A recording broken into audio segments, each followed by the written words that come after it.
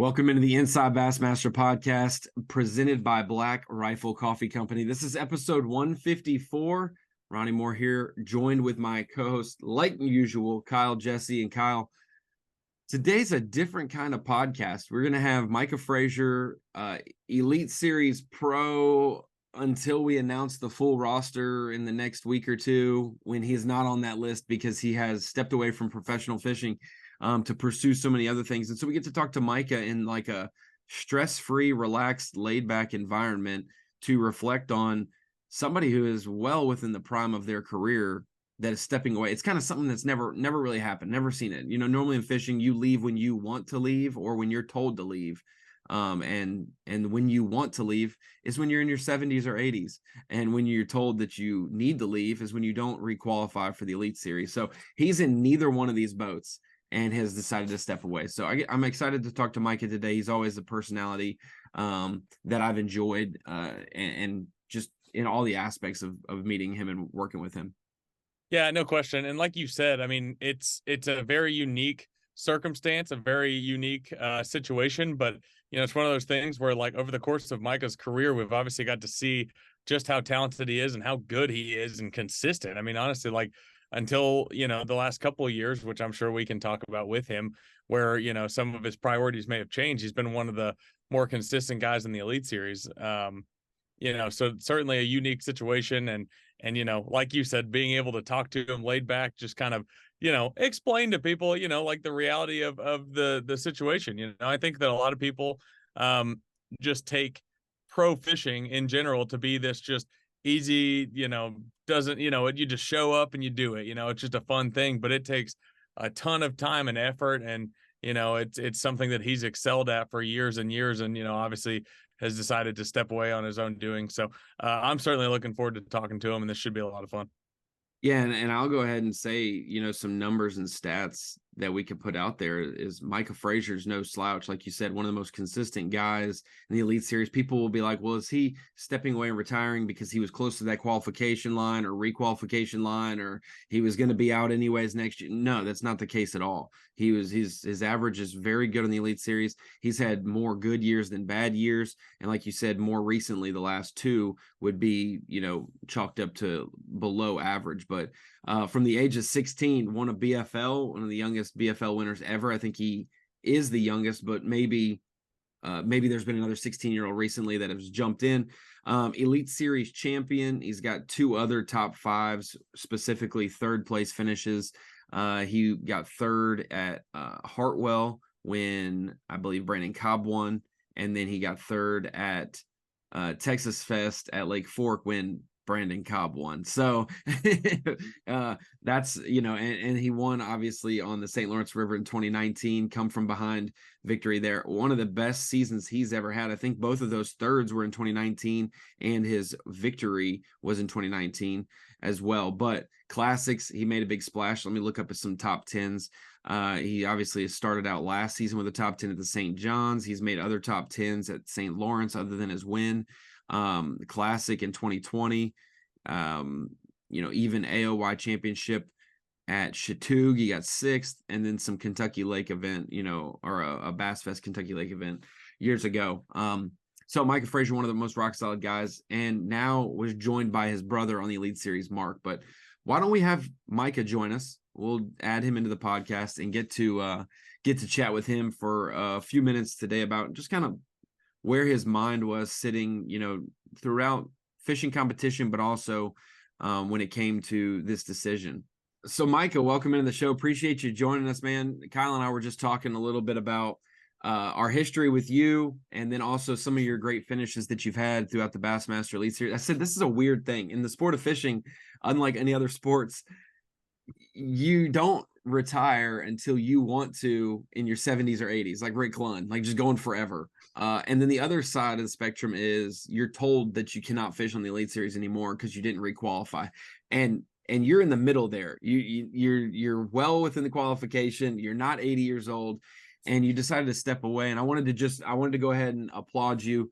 I talked to you over text when I saw you at, you know, over the last 2 years for sure, but on stage the final day of your tournament at the St. Lawrence, just your I guess, explanation or your vibe or your temperament, you were basically saying your goodbyes, but I know that it wasn't completely shirt up there. But I was very proud of you for getting to that point in the decision. Normally we see anglers burn themselves out and end up, in the 80s or 90s in points before they step away. Yeah, man, it's really been a thing that's come about over the last 3 or 4 years. And really, I don't think I ever envisioned myself fishing until I was older, I don't know why, but it's just never been what I thought that I would do long term. But man, really having kids has really changed the trajectory of my life. And, just the story behind them and how they've changed my priorities is really the root cause of it. And, I've found other things that I enjoy and give me joy, and I can get up in the morning every day at home and look forward to doing, and that I'm passionate about. And I'm really thankful that I'm able to kind of transition into something that allows me to spend all the time with my kids and not have those regrets someday looking back. That's kind of one of those things I was going to ask you. I was having a conversation the other day here in the office, and I said, the one thing, there's a lot of things that validate, your care for your family and your loved ones. But one of the things that's always stuck out to me was your win in 2019, I guess it was.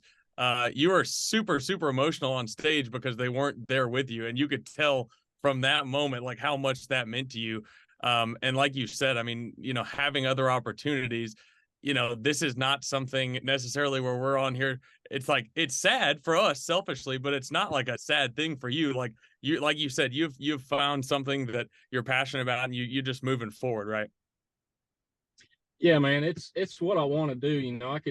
I really believe that if I wanted to keep fishing, I could keep fishing and probably stay competitive if I stayed fired up about it. But, it's just so hard for me to explain. I'm not good with words first, and then it's just been such a bizarre thing. If you rewind 5 or 6 years ago, before we had kids, I would have told you I wasn't sure if I wanted kids. I was scared that they would change things, change fishing, and that was a selfish thought looking back. But man, to have the mindset I have now versus where I was then, it's really a gift of grace. I've been blessed with a couple of kids that I love so much now that I quit fishing to spend more time with them. And if you would have told me that's where I would have been 5 years ago, I would have laughed at you. Well, I think we could successfully end the podcast right there, and people would be sufficed with that answer, because that is absolutely, I texted you that as well. I said, last year or the year before, I couldn't imagine someone in the prime of their career, because you're not an old man, you're in your mid 30s, somebody in the prime of their career just stepping away, just not for no reason, but just stepping away, and catching people off guard. I said, I really didn't understand that until I had my daughter in 2022. And now it's like, what, I can always go do something else. Having Sarah be able to stay home with our daughter and take care of her. She can always go back to work when she's 5, 6, 7 years old and she's in school herself. Like, these moments are precious. And so was there a key moment? Was it after the birth of your son? Because I know that was under unique situations. Was it at some point early in his life, or was it when you guys got pregnant with your second child and kind of just like, man, this is the lifestyle we've wanted to create? And it's kind of a conversation that you and Anna probably had. Man, I don't know. It's hard to put my finger on exactly when it happened, but just Anna really wanted kids. We kind of struggled getting pregnant, and just seeing her, the joy that it's brought her, and how much I love her, and it's just just seeing that in her, and being able to see how that's changed her life and mine, that's part of it. But man, just like the reason for living has changed now. People say my why has changed. I guess you could say, when I look at life through that filter now, I don't have to go fishing. I don't feel like I have to be the next household name in fishing. I've got other things that better suit my family that I can do. And I still get the same amount of joy from coming home and seeing them in the evening every day, you know. And now when I leave them, when I go to a tournament and I can't take them with me, it's just not fun anymore, man. I like sharing life with them. They've been able to travel with me almost, you know, as much as we really want up until this point. But we're coming into a time where he's going to start kindergarten, and you know, I really don't want to do it by myself. That's plain and simple. And you know, I've got stuff that I love here at home that keeps me busy. And even like when I'm going fishing now, I'm on the phone dealing with stuff at home a lot. And you know, it's a culmination of a lot of things. But at the end of the day, you know, after I really took a step back from my commitment level to fishing when we had our first son, our first kid, you know, 5 years ago. And it's catching up with me. You know, it's harder to compete. You know, the learning curve is so fast now with forward sonar and technology and networking of social media that it's really caught up with me. And I don't know that I'm willing to give it the commitment that it really takes. And if you're not going to do something and give it your all, you know, I don't feel right about doing it halfway. And you know, I just need some space in my life, and that's the low hanging fruit that I had to get rid of to open things up, you know, and just slow down and enjoy life with my family and get to do some things that I always envisioned doing with my kids when they're young. But you know, just traveling so much for fishing is really burnt me out. No, I got a call and I guess I hit the wrong thing, but sorry about that. But no, what I was saying is, you know, we always envisioned doing some things with the kids in the summers, getting to travel. And man, I'm so, you know, burnt out on when I get home. And the last thing I want to do is leave on another trip. And I just need, you know, we needed some margin in our life. And you know, I'm really excited though. It's just a new season of life, and it's going to be a good thing for us. Well, Micah, this is something Ronnie and I both talked about. Like as soon as you made your Instagram post, was, you know, your career as a professional angler also deserves the credit, and you know, that needs to be celebrated. Obviously, you finished on some happy thoughts there. Give you some happy numbers here. 34 top 30 finishes, 23 in the top 20, 60 times in the money out of 95. I mean, 5 Bassmaster Classics. I mean, you have done a ton in your career, and from a young age. Just talk about what the whirlwind's been like for you, starting as young as you did, and then having as much sustained success as you had. If you take the last 2 or 3 years out of it, it would sound a little better, probably. Yeah, it would. But yeah, man, it's been a blessing. I really can't, you know, there's no other way to describe it.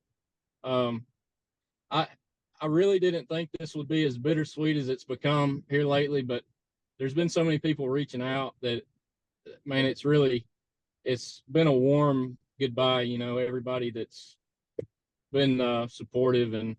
But I mean, you know, I started out like everybody else, you know, just a kid that loved fishing, and I found a way to do it competitively and fell in love with tournament bass fishing. And man, it's just you know, I never dreamed I would have done what I've got to do. I mean, there's a lot left, obviously, that I could accomplish, but you know, I'm content with what I did, and I'm proud of it. And you know, I'm just thankful, and I feel very blessed to have been able to do what I did for so long. Kind of crazy. You're in a great opportunity, and I know this probably couldn't have been timed up any better for you. You know, like you're getting out of a sport that you love, not to get away because you don't like it anymore, but because your priorities have changed. But now you're not 55 and you know you can't move your back and you're bent over like this because of looking at your graph for years. Like you're healthy in the prime of your living life as well. And you've had sections, you know, you're from 0 to 15 years old living as a kid, from 16 when you get your first BFL win to 36, that 20-year period of fishing professionally with the Elite Series, with the FLW Tour, and everything in between. what's next for Micah, if you don't mind? What is the thing other than spending time with your family? Because if I could be a stay-at-home dad too, I would love to, but I know that's not what you're doing. So if you don't mind sharing, what's the plans and the further growth for you to be able to be home but provide a living for your family, which is what every man would love to do.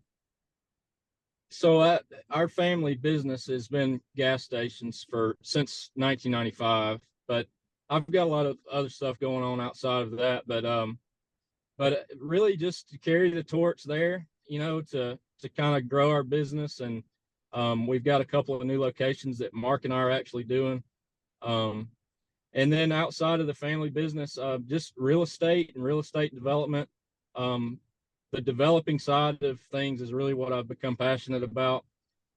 Finding real estate, entitling it, which means taking a plan to the city or the municipality and getting that site plan approved, and building and developing that project, whatever it is. And got several things in the works. And man, I've really just become passionate about it. I think about it all the time, and it's kind of what I want to do for the next 20 years. And I'm very thankful that I had something come along that allowed me to transition. Like I said earlier, it's just a lot of people probably don't understand this, and I fully understand that also. But for me, I couldn't be more thankful.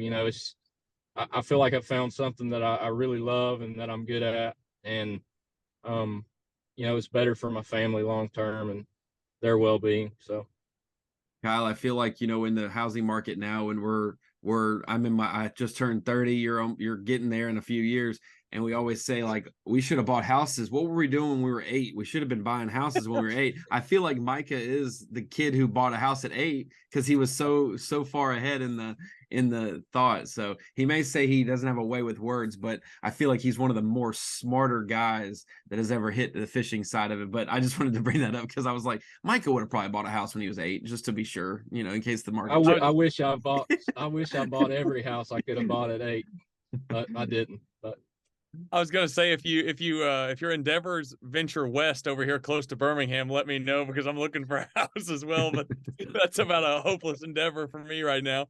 I've been wanting to ask this question. So I actually had a buddy that I went to college with, fished at Arkansas, and of all places, he lives in Noonan, Georgia now.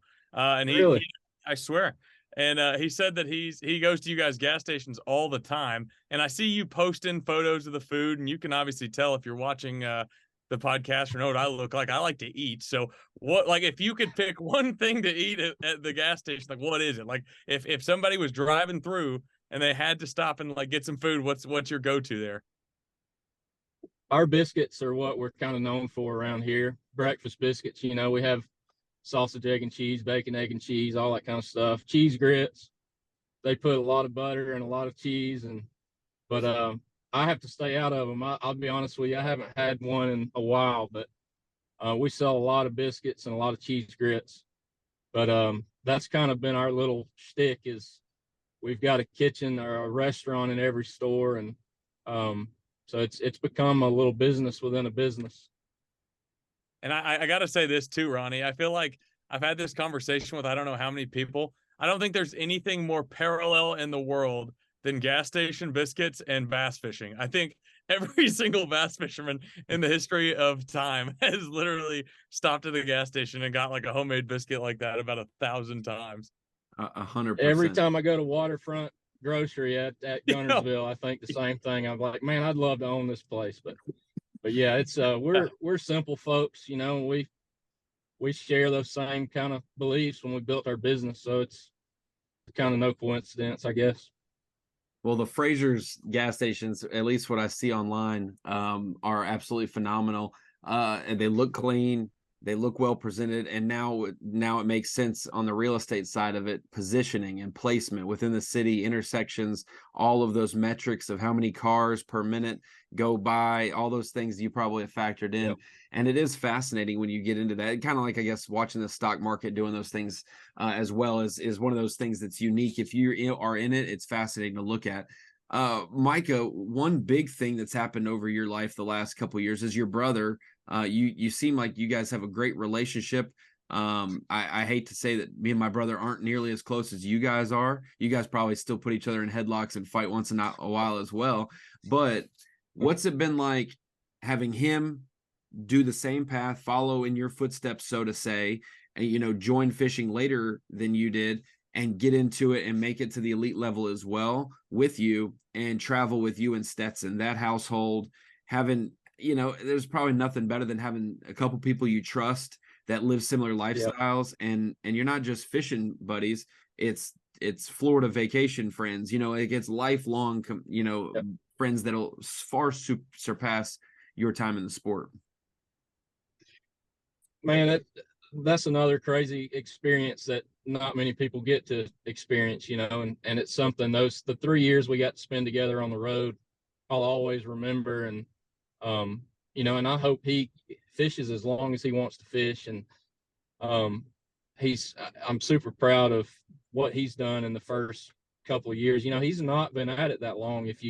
I know you know this, but the people listening might not realize, but, he played college baseball for his whole life, and fishing was my thing and baseball was his. And he was a really good ball player and got drafted by the Giants and ended up at Auburn. But anyway, so he got a late start, but what he was able to accomplish in a very short period of time was pretty crazy. And, I think from that standpoint, he's a lot more refreshed and kind of eager about it right now than I am, just I think because I've been at it longer. But we do have a great relationship and we're very close at home. And, that was one of the most bittersweet things about leaving, is just leaving him out there, and not continuing that on. But at the end of the day, it was a personal decision I had to make. But I truly want him and Stetson and whoever else. I wish nothing but good for everybody out there. And, I'm a fan of the sport. Obviously, I'm a fan of Mark's and Stetson's. And, I told both of them what I was going to do all along. And I think it was no surprise to them. And, we're going to be lifelong friends, the Blaylocks and I. And I'm sure we'll still have our summer vacations and all that good stuff. So, well, if they ever can't make it, just ring me up, man. We'll just, I'll be like, shoot, I gotta go shoot a tackle tip with Micah on the beach. We got Kai on a tarpon this summer. Yes. Oh my gosh. I don't know Micah, if you saw the pictures of that or not, but that's what I was gonna say was other than business ventures, fishing was your passion, but also your career. And now you have a career that you're going into and continuing on. What are some passions outside of necessarily tournament bass fishing have you developed? Obviously, family time, other types of fishing, but is there things about Micah Frazier that you've been keeping from us the last, 8 or 9 years on the Elite Series that you didn't, man, I didn't know that. I do know this one thing. People see how quiet you are and they're like, oh, he might not be the most tough or aggressive. I'm not messing with Micah Frazier, Kyle. He is. I think he's jacked. I'm pretty sure I remember dude's ripped, and he might bring. He used to be. Yeah, used to be. So if he's not eating, if he's not eating gas station biscuits, he's already ahead of us. I used to be a big weightlifter, man, but I haven't lifted like I used to in a long time. But man, I don't have any secrets. I like to spend time with my family, and my favorite thing to do is to get home early from work and say, what you want to do, bud, to my little boy, and we'll just do that the rest of the day, and honestly, that's what I find the most joy in right now, and that's a lot of the reason I did what I did. And I don't want to get to the end of their childhood and regret how I spent my time. And that's one of the biggest things is I've just been fearful of, when they're 18 or 20 years old and I get to that point and I'm like, man, I could have spent a couple more years worth of time with them and I didn't, so, but sure. I mean, no, I don't have any secret hobbies or anything. It's, I still love fishing. I'm going to get back into fishing more around home and do a lot of saltwater fishing and stuff like that. One thing I was actually going to ask, I was going to say something on top of what you're saying, but I'll wait till later in the podcast. So one thing I did want to ask, like just fishing alone or just moments or whatever it may have been during the course of your Elite Series career, like, is there one moment, like outside of the win? Obviously, that's like kind of the pinnacle, obviously winning the blue trophy. But is there like one moment that, like, in time where like you made a decision on the water, or like it could just be a moment like off the water that, like, you know, instantly like sticks in your head, like a story that like you'll never forget out on the road? One memorable time was just my first tournament on the Elite Series was at the Sabine River that year, and I landed in the canal that was going off, you know, and I got fished around Aaron Martins and Shaw Grigsby, and you know, I really didn't do anything to deserve it, but Shaw kind of took me under his wing and complimented, you know, how I interacted with him on the water, and you know, that and making the top 12 in that first tournament really kick-started my career. And, you know, it was just a confirming thing that, you know, I can do this. And, you know, these guys are my peers now and they respect me. And that's the thing that I'll always remember is just, you know, crazy Aaron bouncing around, out fishing me in there. I mean, he's like, I remember I was working down one side of the canal and he was on the other. And like up ahead of us was like I'm just pitching, you know, and they were spawning in there. And he's like, "Are you going to catch that one up in front of you?" And I'm like, "What?" I was playing like I knew what I was talking about, you know. But sure enough, when I get up there, this fish keeps swirling, and Aaron was so observant, he saw it, you know, but he didn't want to cast in front of me. So when I got up there to it, I pitched over there and it swam off, and I set the hook. It was a 4-pounder, but it came off, and I'll have to send you the video of it later. But I mean, you know, a 4-pounder is a big one on the Sabine River. But no, just sharing water with them in that first event, and kind of confirmed that I could do it and compete with those guys. You know. There were some other moments, Kyle, that I was going to say. I pulled like a 5-minute video together of some of his more recent, you know, success, and that 2019 season must have been one of the most special seasons ever with everything that happened in the sport. You have the split at the end of 2018, 2019, you have 75 elites. You got some people who were on the elites prior to the split that were disrespected because they either weren't invited or you're counted out. So it was a really unique vibe and atmosphere. And you go and rattle off a third at Hartwell, a third at Lake Fork, and almost busted 100 pounds on top water there at Lake Fork. And then that all leads into your win at the end of the season, coming from 10th to 1st.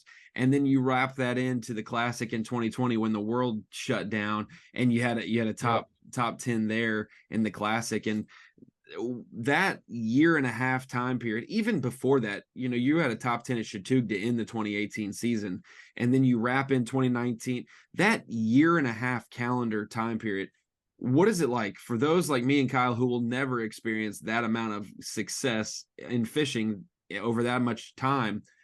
What was it like to be Micah Frazier and it clicking on the water in opposite places? Gunnersville in the pre-spawn, Hartwell in the spawn, Fork, you know, with crazy big ones and shad spawn stuff. So many different things, and then obviously smallmouth for the win. That couple 18-month period was by far my best fishing that I've ever done on the water. But I mean, and it was awesome. I mean, it was, you know, you get in a groove where you can't do anything wrong. But more importantly, man, I would say I was most ambitious and most, you know, I had the most positive outlook on bass fishing as a business and a career path in 2019, you know, with the changes post split, all that kind of stuff. You know, we were in a good place then, I felt like, as far as anglers go. And it really took a load off everybody's shoulders. And I think the guys at B.A.S.S that year fished under a lighter load than normal. And that, I think that's probably the reason I fished so well that year, is just it was so much fun. That year I remember just being a lot more fun than normal. I don't know why, but it was had something to do with just the environment of the sport, I think, at the time. Well, Stetson almost won Angler of the Year. He got top 5 in AOY. He won an event at Winyah. You won an event. Yep. You had 2 other top 5. I mean, that house pre-Mark, not saying Mark did anything to take away the but that was a house to be in for sure. Yeah, it was a lot of fun. Micah, kind of the contrary to the question I asked a minute ago, if there was one instance or one decision, one like day or something that you could have back over the course of your career, what would it be? And like, what's the story there? I had a chance to win an old FLW tournament at Hartwell. I finished second, but I beat a dead horse on one day of the tournament and I didn't catch him. But if I know what adjustment I should have made now, and I think if I would have made the adjustment, I would have caught a couple more fish and probably won the tournament. But man, I can't think of, other than that one or my time at Bass, I can't think of many regrets that I have. I boat flip. I tried to boat flip a 6-pounder at Bass Fest in Kentucky Lake one time, and it cost me about 20 grand. But other than that, I'm all good. I don't have any regrets. I was gonna say that was a 5th or 6th place finish in the 2015 Bass Fest there that I off the top of the head. So now that you've got time, you may go travel fishing, you may never leave West Point Lake and just dominate there forever. But is there a place that you went during your time professional fishing, FLW, bass, whatever, of a body of water that you guys went to and that you absolutely love? Like, obviously catching more weight and higher weight always results in having more fun most of the time, but is there a place that you had never been to and then going to it, it's like, I loved where we stayed, I loved how you caught them, this is a place, one of my top places I could ever dream about fishing? And then was there a place that you didn't get to ever go to? I know we went to Falcon before you got on the elites. Like, are there places that you wish, like, man, I wish we would have had an elite there for whatever reason? I foresee us taking a trip to Champlain and Thousand Islands every summer, just for fun. But I love Plattsburgh, and I really love the St. Lawrence River. The lake's a lot of fun, but I really love drifting that river, and the Waddington area, and then Plattsburgh. Man, I plan on taking trips up there every year. I love St. Clair. I would have liked to have gotten to go on to Clear Lake. I never got to go there. Falcon, couple places, man, but I love it up north. I love Mille Lacs. I love St. Clair, Champlain, Thousand Islands. Those are good times. A little different than Atlanta, Kyle. Yeah, just a little especially bit in August.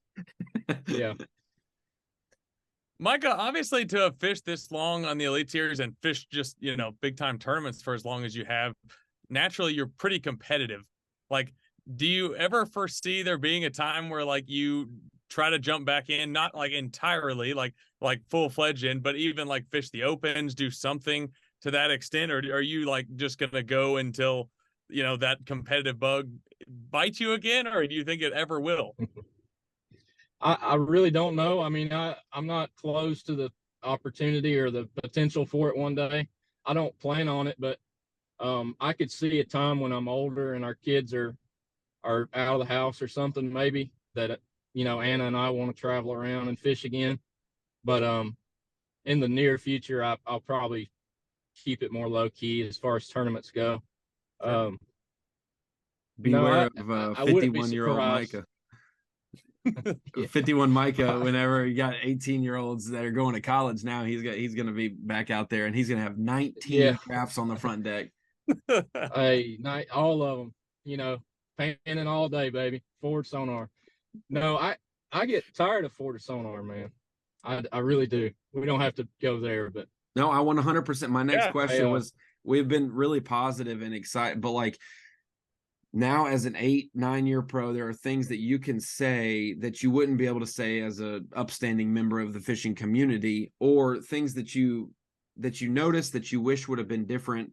The floor is yours. Is there anything that you look back or you see as a businessman what Bass can do, or what you wish maybe was done, or for the next generation of anglers, that's something that you observe and that you can pass down some knowledge to them on that? And it can be whatever, like, it's all good. Well, I'll address the forward sonar thing. I mean, I don't think it's going anywhere. I don't think it's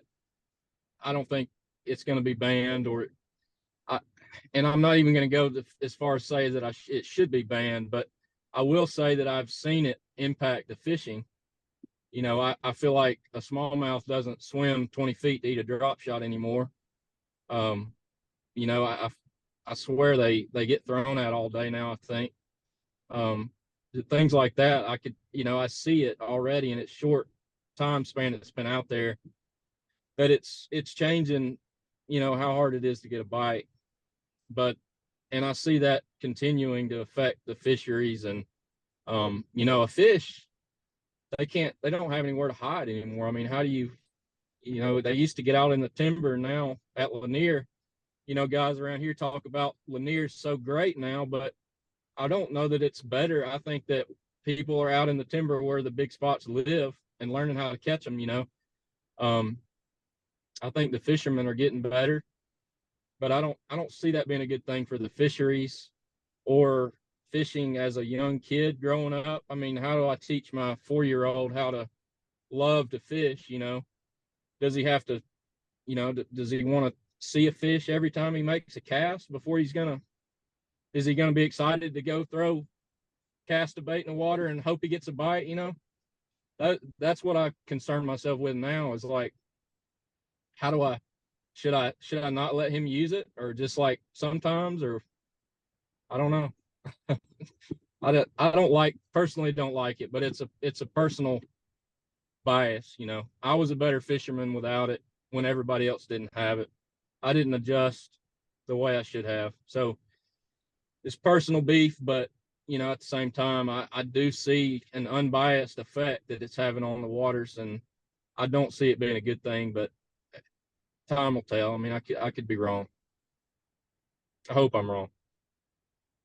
So it's safe to say that from here on out, there's been a rumor going around that you're just going to do like phone videos of griping about forward-facing sonar on a YouTube channel. Is that true as well? Are you going to get into some of that? Hey, monetization these days is high on that. There's some guys that do that, you know. Yeah. No, I'm not all about being on video, man. I think Ronnie knows that. I bet it was pretty tough putting that little video together the other day, probably trying to find enough clips of Micah Frazier saying anything in general. No, it was great.